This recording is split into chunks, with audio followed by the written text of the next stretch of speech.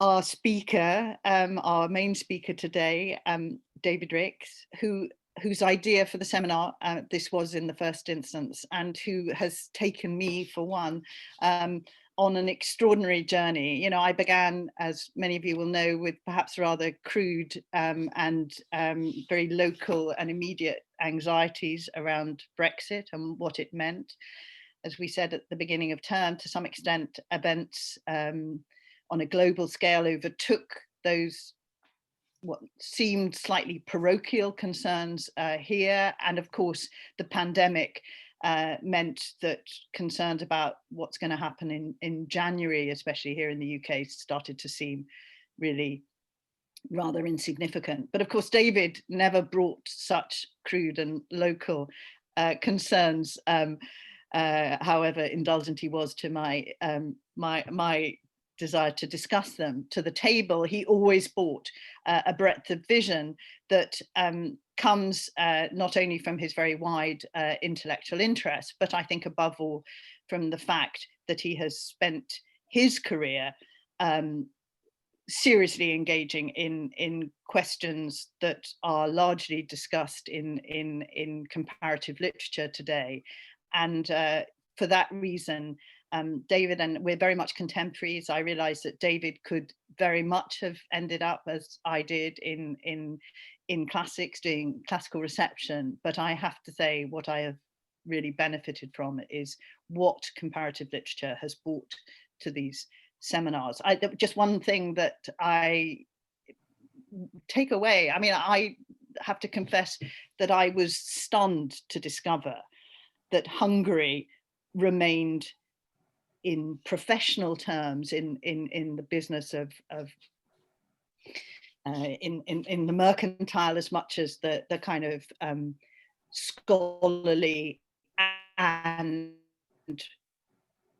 professional clerical language of, a world of Latinity well into the late 18th century. And I had no idea that, and of course that was empire that drove that. And so, you know, for me, this has been an intellectual journey of remarkable and different turns, and I have to really thank David for bringing that to the table. And that's one of the reasons why we invited David some years ago, when we realized that he was going to retire from comparative literature in KCL. We invited him to join us in Oxford at the APGRD as a member of the advisory board, and we are more than delighted to be able to benefit from David's input. For those of you who don't know him, he is Professor Emeritus of Modern Greek and Comparative Literature at KCL. He's asked me, because he's remarkably modest in so many ways, to state especially something I know is very dear to his heart, his role as editor of Byzantine and Modern Greek Studies. And he's asked me to mention this precisely because he wants everyone to know that this journal really encourages work from emergent scholars, and he said particularly those who may be working from a classical reception angle. So some of you out there may have things. He's an expert, as again many of you know, on modern Greek poetry. Today he's going to show, I know, how he's not just a very astute reader of modern Greek poetry, but actually he's a remarkable reader of not just all poetic texts, and especially those in languages other than modern Greek, but also of prose fiction. I think it's very interesting that David, as co-convener, had some inevitable sway, or was able to guide me in who should be a good respondent. And he immediately said he wanted to have Justine McConnell, a colleague who he worked closely with in recent years at KCL in his department. We have worked in Oxford for a long time with Justine McConnell. She's currently senior lecturer in comparative literature at KCL. But before that, as many of you will know, she was a postdoc in at the APGRD, working on the Performing Epic project with me. And then she went on to become Torches, the Oxford Research Centre in the Humanities, first, and I think only, Leverhulme Early Career Fellow when she worked on her orality project. Justine is particularly known for her first book on Black Odysseys. Her knowledge of post-colonial reception studies takes her more recently into the Caribbean in particular.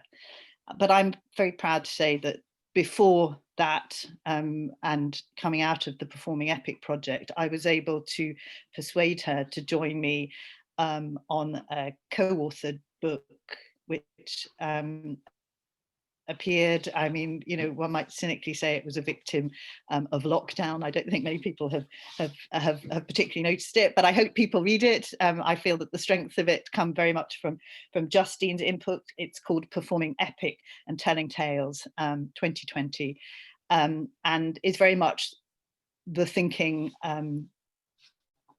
the why question, as we have put it, around the Performing Epic project. These two today are going to talk to us in different ways, with David leading, on a very interesting and important figure, possibly, you know, as we've already discussed collectively, a kind of controversial figure, but a very interesting figure, Walter Shewring.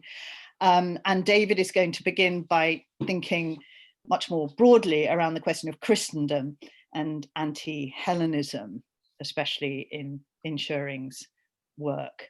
So over to you, David, and just maybe we should remind people, if you're joining for the first time today, that our speaker and respondent basically will now take over the screen, and we will all switch our cameras off and mute ourselves if we haven't done so already. And then after half an hour or so, or 25 minutes, we will take a 10-minute break, and then we hope you'll all be able to stay with us, and then our speaker and respondent will be able to take questions. So you're encouraged to put your questions in the chat. And also just to remind you, we record the first part of this seminar. We do not record the questions. So over to you, Dave.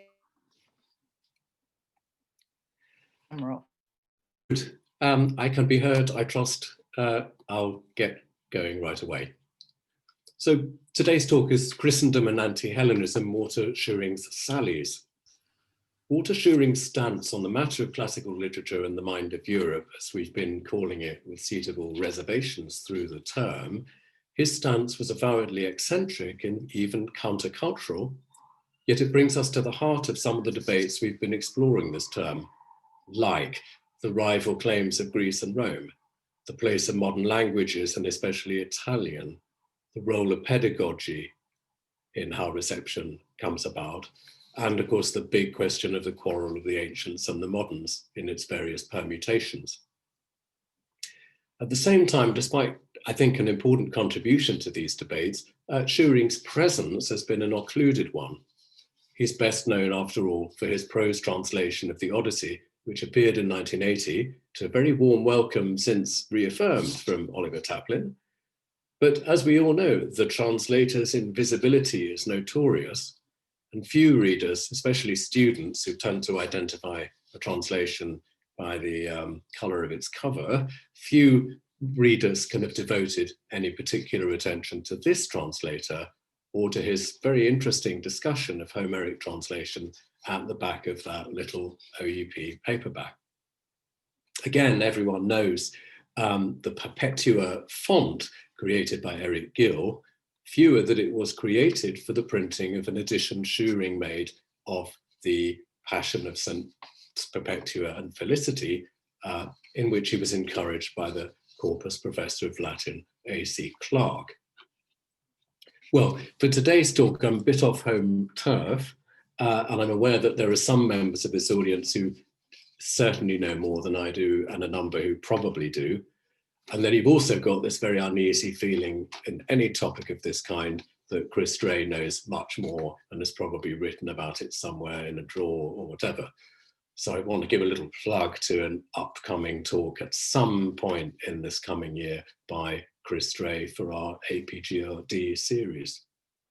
So if people find me erring in any way, use the chat function and email follow-up and the question session to put me right. But I still think that attention to Shewring's skirmishes and his silences has some value. And my handout lists the main items that I'm going to be referring you to. You don't need it to follow the talk, it's just a little reading list, really. So Shewring was and was not part of the classics establishment. He attended Bristol Grammar School, like your speaker, where he won the Poetry Prize 3 times and bravely corresponded with A.E. Housman. In 1924, he became a Scholar of Corpus, where he won 2 university prizes, nor was it dishonoured to be honourably mentioned for a 3rd prize, which was won by Mr. Syme of Magdalen. I think it quite possible from the fact that Shewring co-authored the article on prose rhythm in the 1949 edition of the Oxford Classical Dictionary with J.D. Denniston that he'd gone to Denniston for composition classes. And a pair of articles that Shewring wrote on Greek prose rhythm, published in Classical Quarterly in the early 30s, are still cited by Dover in the current OCD. And there was a further one in the Journal of Theological Studies. And Shewring then, in 1938, published a well-received volume of that now more or less extinct genre, versions in Greek and Latin. So far, so conventional, but in the meantime, life-changing events occurred. At Douglas Clevedon's avant-garde bookshop in Bristol, Shewring was swept off his feet by Eric Gill, whose lifelong disciple he was to become, a position which, as has been discussed by Gill's biographer, involved him in painful compromises and difficulties. Gill on the one side, but on the other side, Shewring was also taken up by the celebrated theorist of homosexuality, Andrei Rafalovich, and his life companion, the 90s poet, John Gray, by then canon John Gray. And in 1926, he converted to Rome. Around that time, he was rebuffed in his courtship of a young woman who appears more than half a century later in the Latin dedication to his translation of the Odyssey, and also in a late poem by Shewring. Shewring's first poems had appeared when he was an undergraduate, and then with illustrations by David Jones, whose importance Edith Hall was reminding us of the other day, in 1930. So on the rebound, Shewring made the journey north to the wilderness of Ampleforth Abbey, where he stayed for the rest of his life as a lay schoolmaster. He had a brief break as a conscientious objector working the land during the war. And he lives in legend for some of his school reports, like this one on a boy: ignorant, indolent, insolent. That's the whole report. But anyway, from this marginal position, strange position really, Shewring exercised a Joycean silence, exile and cunning. Contributions, even if they didn't flow from his pen, were shot from it periodically on quite a few different subjects. I would draw attention just to certain key positions, and I think they are positions rather than merely postures, which Shewring took up in a slim volume of essays called Topics in 1940, and concurrently in a never-finished book, the ruins of which exist in a handful of copies, one in Bodley, and you can see that on the handout. Both are well worth reading, I think, but all I can do at this point is pick out a few key points that give a sense of what Shewring's animus against Hellenism consisted of and how he contrasted it with a different kind of Europe. So what has Athens to do with Jerusalem? Tertullian's question has always been a live question, and it's taken different forms over the centuries and assumed different kinds of tensions. Think of the controversy in mid-19th century France between the hysterical Abbé Gaume and the more dispassionate Monsignor Dupont-Loup about what the place of classics in French education should be. How far should you take Bowdlerization? Or think of Pope Urban VIII's classicizing rewriting of Latin hymns. Think from further left this time of Charles Péguy's view that the abolition of compulsory Greek in school was the worst thing that had happened to France since the Terror. And for his part, Shewring does take a position on some of these points. He thought that Christian Latin should be taught in Catholic schools as simpler and more useful for most people, and that classical Latin shouldn't be inflicted on everyone, but left to those who really wanted to pursue it. Anyway, his volume Notes on Greek Literature, and summarily and rather more lucidly, the essay Classics in the Universities, which is how I got to know of his work, actually through thinking about the question of the canon by co-teaching with our respondent today, Justine McConnell.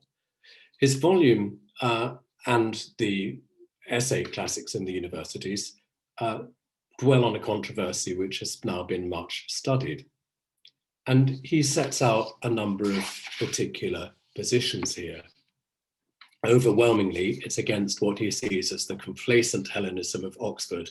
I quote, "That false tradition of classical humanism, which is both anti-Christian and anti-intellectual, and which may conveniently be called Hellenism, assumed in some works of serious scholarship, expounded amorously in popular books called The Torch of Hellas or the like, this doctrine asserts that the culture of classical Greece was the highest known to history and remains the highest embodiment of human wisdom." Well, when I looked, and this is something I could easily be corrected on instantly, when I looked for a book called The Torch of Hellas, I couldn't find it, so I assume it's made up. But it's true that when Sir Richard Livingston had given us a legacy of Greece and a pageant and a mission, no wonder Shewring's patience was wearing thin. His essay contains many sharp touches, especially on the chauvinism which ignored or disparaged other world cultures. For him, an antidote lay to hand in really knowing European culture, including folk culture as a whole, and looking beyond Europe with the help of such writers as the Chadwick couple, H.M. and N.Q. Chadwick, and especially Arthur Waley, if you like, a lapsed classicist. Overall, however, Shewring leaves much too much unsaid when it comes to this anti-Hellenic programme. The emotion is more evident than the depth of argument. And the point was made in an otherwise sympathetic notice of topics in Classical Review, which hoped that he would come to adopt a more copious and discursive manner in the defence and illustration of his principles and practices. Well, I think Shewring has some true things to say about what unreformed greats was, and on the need for the serious person working against the system not to leave out Plotinus, Philo, Origen, John Chrysostom. But his wider point, though it doesn't always come across clearly, is that English Hellenists are insular, hobbled by a tame acceptance of Victorian broad church values and aesthetics, and ill-equipped to comment on the art, especially perhaps the literary art, of the Christian era. Some of the passages Shewring quotes are, to be sure, beyond parody, as when Livingston speaks of Oxford and Cambridge as two places in which an Athenian might for a moment think himself at home. And yet the satire of W.H. Mallock's The New Republic was more sustained back in the mid-Victorian period. And more concise, and I owe this vignette to Chris Stray, more concise was the comment made by the Cambridge scholar Henry Jackson on the young Gilbert Murray. Murray had written in his 1897 History of Ancient Greek Literature, "To read and to reread the scanty remains left of ancient Greek literature is a pleasant and not a laborious task." Jackson scribbled on his copy, "Insolent puppy." Shewring's bugbear Hellenism is under-described by comparison with his ringing claims for a true path, as he sees it, from Plato, Aristotle, Plotinus, Aquinas to, at the summit, Dante. But it's worth noting that unlike the malicious Mallock, he never seeks to link Oxonian Hellenism with Greek love.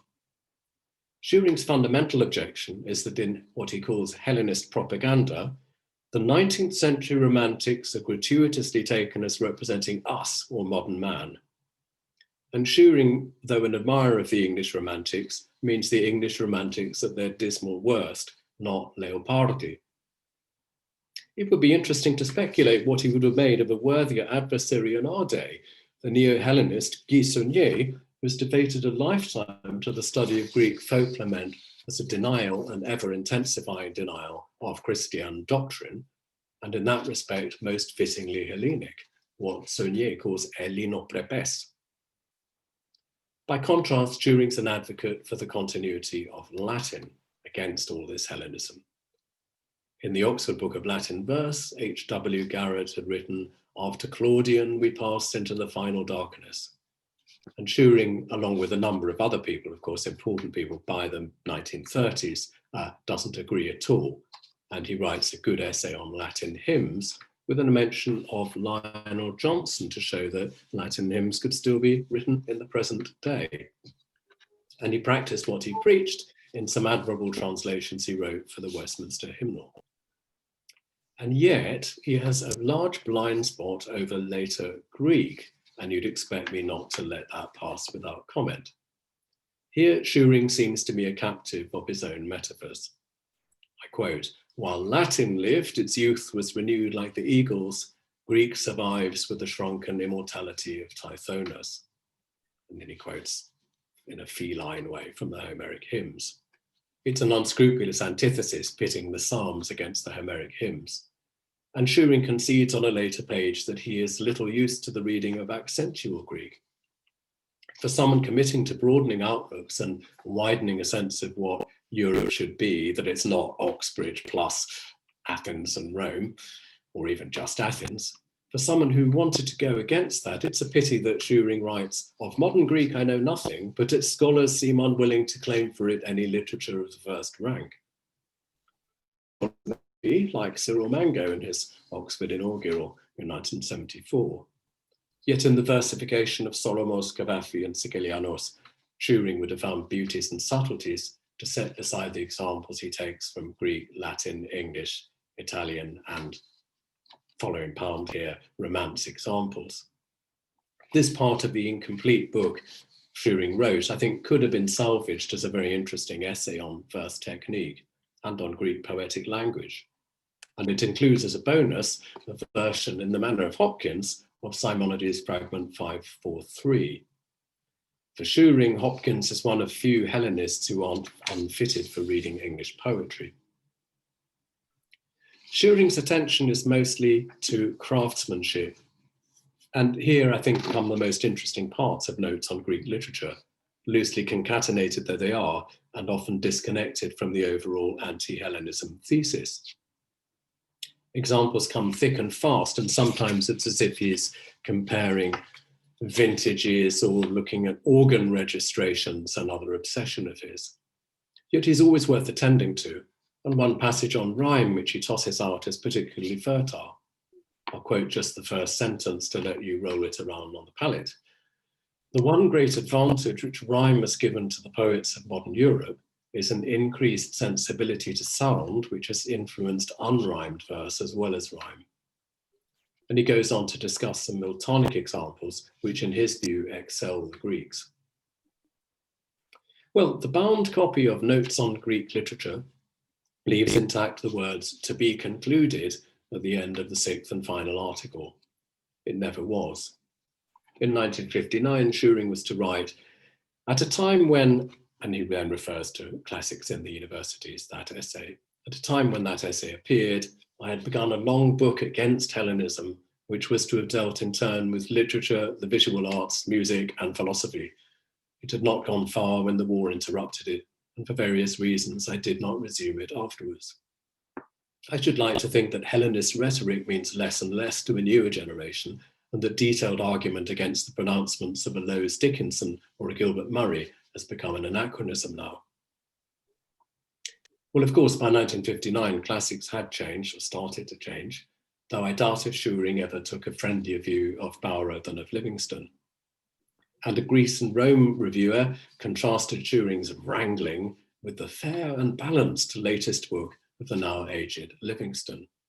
The old Hellenism was still a comfort blanket, I think. Shewring's animus against Hellenism does seem to have been personal, as a poem with a swipe at his old college shows, but it was more. His targets weren't straw men. I think we'd all think of them now as real ones. Anglo-Saxon triumphalism, blindness to the Near East, claims for Hellas which can be made at least equally for other world civilizations and should be examined in relation to those civilizations. Many of his guerrilla raids, his sallies, prefigure or come to the aid of, or just express in an incisive way, more systematic campaigns by his contemporaries. What Shewring says of Milton, for example, was to receive definitive treatment in the poet F.T. Prince's The Italian Element in Milton's Verse, 1954. On a broader front, Curtius's European Literature in the Latin Middle Ages appeared in 1948 and then in English in 1953 as a conscious effort to help put the mind of Europe back together again, but not understood there as Christendom specifically. Again, I think Shewring's revisionist discussion of verse making, and by extension the English poetic canon, recalls the life mission of Ivor Winters, who was formed as a Romance scholar. And in style, sometimes in preferences, Shewring is a polemicist rather like Leavis. Well, the 1930s drove people, including this one, and including many people who were classically educated, to extremes. But sometimes the classics themselves could coax them back from the ledge. And in that light, Shewring's Odyssey takes on something of the nature of a palinode. In assailing the Hellenists, Shewring had advanced the claims of Dante and been both attentious to and rather captious in his fault-finding with Homer's craftsmanship. And this is a different point from Eliot's broad indifference to Homer, or from George Seferis's reaction to that with its questionable attempt to find in Homer an anima naturalita Christiana. By the late 50s, at the height of the Cold War, Shewring had moved from Philippic to Jeremiad and was prophesying that the world must disintegrate yet further before Christendom returns. And yet, a few years later, he'd mellowed, and his Odyssey was the fruit of that. Colin MacLeod saluted that translation as nourished by familiarity with many centuries of the language. That seems to me quite right and very unusual among translations, and Shewring had been promoting the claims of English prose for years. It's that saturation in prose narrations in English, from Bunyan to Arthur Waley's translation of the Tale of Genji, which enabled Shewring to make the Odyssey new. Shewring had known Waley, and he learned from the living as from the dead, nor did he want to fence Europe off. But saturation of poetry mattered too. Just look at the little passage on your handout, where it's my bold, of course. As for Odysseus, he finished first his handling and scrutiny of the bow, then like a master of lyre and song, who with utmost ease winds a new string round a peg, fitting the pliant sheep gut at either end. So did Odysseus string the great bow tranquilly. Then he put his right hand to the string to try it, and it sang out beneath his fingers as clear as a swallow's note. Half rhyme is at work here, of course, and fittingly. And master does justice to epistamenos. More importantly, perhaps, the scene evokes lines that Shewring had cited from Hardy in his notes on Greek literature. It's the end of the poem, A Church Romance. With him as minstrel, ardent, young and trim, bowing New Sabbath or Mount Ephraim. In Shewring's translation of Homer here, beneath his fingers is his addition, and I would warrant that it comes from another Hardy poem about the poet's father, Old Furniture. On this old viol 2 fingers are dancing. And then that stanza ends by talking about the plaintive gut. Well, in the plangent peroration to The Greek View of Life back in 1896, Goldsworthy Lowes Dickinson had exclaimed, "With the Greek civilization, beauty perished from the earth." Less rhapsodically, and drawing from his hoard a phrase of Hopkins, Shewring eventually hit on his truest riposte to all that. The spiky and authentically European intellect acknowledged in the Odyssey, and even for unbelievers, I quote, "the power inherent in beauty of every kind to keep warm men's wits to the things that are. Thank you, and over to Justine. Thank you very much, David, for that terrific paper, and also for the opportunity to turn my attention to Shewring and to respond here today. So Arthur Waley, who was one of the leading 20th century translators responsible for introducing, as we've heard, the 11th century Japanese novel, The Tale of Genji, to Anglophone audiences, was known personally to Shewring and influenced the way he translated the Odyssey into prose. Now, Waley once remarked, and I'm quoting from him here, "Hundreds of times I have sat for hours in front of texts, the meaning of which I have understood perfectly, and yet been unable to see how they ought to be put into English, in such a way as to re-embody not merely a series of dictionary meanings, but also the emphasis, the tone, the eloquence of the original." Now, this may be a truism of translation, but one aspect that is particularly fascinating about Shewring, and that was brought out so clearly in David's paper, is Shewring's outward gaze. For a man who lived a life so geographically limited, his intellectual endeavors were anything but. Shewring's anti-Hellenism is based on a more global intellectual stance. He characterizes Hellenism, as we've heard, as that false tradition of classical humanism, which asserts that the culture of classical Greece was the highest known to history and remains the highest embodiment of human wisdom. Remarking upon the falsity of such a tradition has become a commonplace today in scholarly circles, but that was by no means the case in Shewring's time. If in the 21st century it remains an argument that bears repeating, the prime perpetuators of that false tradition today are far-right groups who do so intentionally, and widespread popular discourse that seems to do so carelessly, parroting old claims that imply that the literature and cultures of ancient Greece and Rome are somehow superior to other cultures. But we have plenty of predecessors from throughout the 20th century who already put the lie to such a claim, and Shewring is among them. Shewring's criticism of the insularity of classical scholars like Richard Livingstone could be sort of endorsed and supported, as we've heard, not only by the work of translators like Waley, but also the comparative approach of the Chadwicks. Even while Milman Parry worked in the former Yugoslavia, developing his work on the oral composition of the Homeric epics by a comparison with the Guzlari, the discipline of classics had a tendency to remain invested in a belief in the unique superiority of Greco-Roman antiquity, an impression enforced by the name classics, of course, and at Oxford by the informal title of the degree as greats. Goldsworthy Lowes Dickinson, who incidentally was E.M. Forster's tutor at Cambridge, might see the end of Greek antiquity as marking the end of beauty in the world, but Shewring's more open view can't countenance such a claim. Shewring could be seen perhaps as an arch comparatist.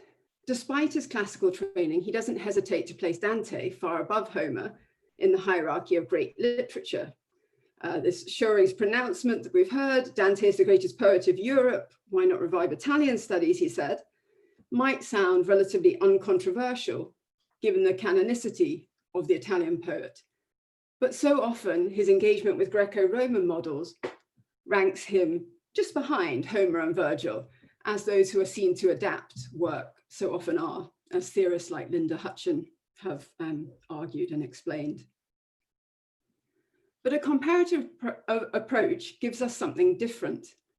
It encourages us to recognize the Homeric epics as world literature, not only in the Damroschian sense of circulating beyond their point of origin, and certainly not in Pascal Casanova's economic terms, where their prestige denotes their pricelessness, without acknowledging the socio-political prejudices that have led to the European neglect of literature from many other places. But rather perhaps in the sense in which Alexander Beecroft has developed it in his Ecology of World Literature, where literatures developing in different places may have similarities and differences according to the environments from which they grow. That Shewring senses this is apparent in the connection he makes between European metaphysical poetry and the Japanese haiku form in his epilogue on translation that was published with his Odyssey. A dogged prioritization of literature from one place over another makes no sense. And in drawing inspiration from a range of poetry and prose, Shewring ensured that his work focused on its target language as much as its source.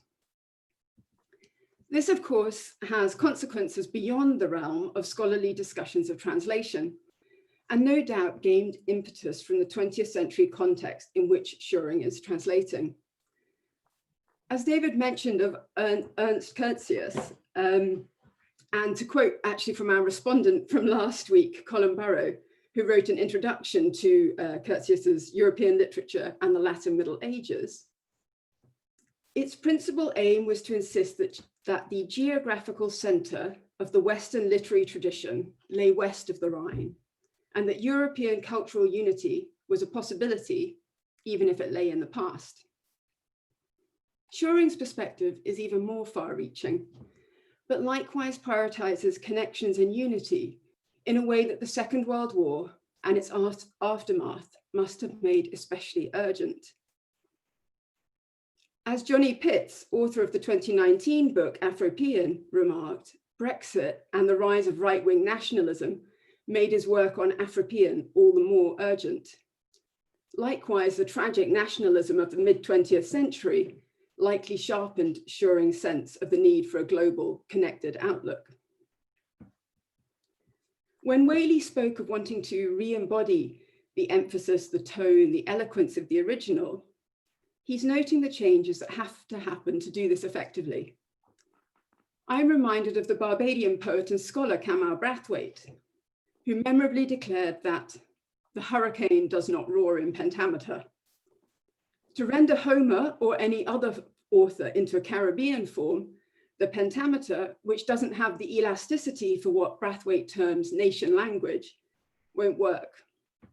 And this is why with a poet like Derek Walcott, we see his choice to write in the rough textured terza rima, as he calls it, rather than to use what he found to be a too rigid pentameter.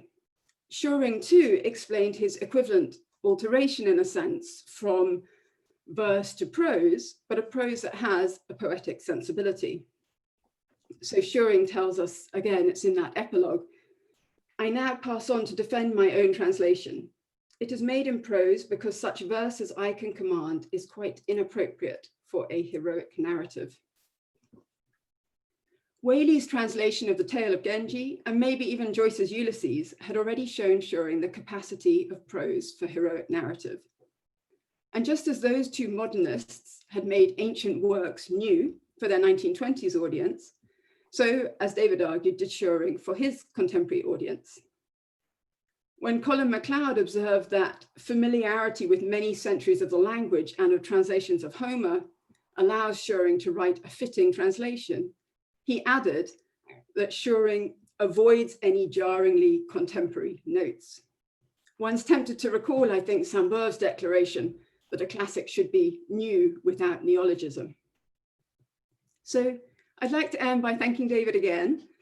I'm very used to looking at works by writers who, in their engagement with Homer, compel us to look beyond ancient Greece and see how the epic fits and interacts in other contexts. So writers like Walcott and Brathwaite, or Ralph Ellison, Aimé Césaire, and Toni Morrison. But to see a counterpart to this in Shewring's work, in altered form, but again built on a gaze that is outward looking, rather than self-satisfied and static, has been a real pleasure. Thank you.